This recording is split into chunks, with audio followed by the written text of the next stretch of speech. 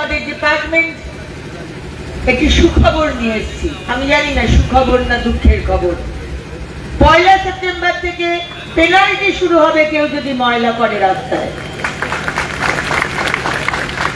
আপনি থুতু ফেলে চলে যাবেন, আপনি পান খেয়ে পানের পিঠ ফেলে দেবেন, আপনি পান মশলাকে থুতু ফেলে দেবেন, আর আপনার থুতু আমার নির্মল বন্ধু নির্মল সাথীরা পরিষ্কার করবে না, এটা চলবে না।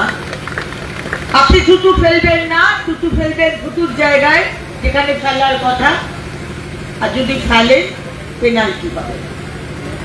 যদি দামি দামি গাড়িতে ঘুরবেন, টোটোতে অটোতে ঘুরবেন, বাসে ঘুরবেন, আর জানলাটাকে খুলে চিপসের প্যাকেটটা ফেলে দেবেন, ডাবটা ফেলে দেবেন, চলবে না, পেনাল্টি হবে। আপনি যদি রাস্তায় দাঁড়িয়ে, স্পেশালি পুরুষদের বলবো, মহিলারা তো করে না, পেচ্ছাপ করেন, তাহলেও কিন্তু পেনাল্টি হবে।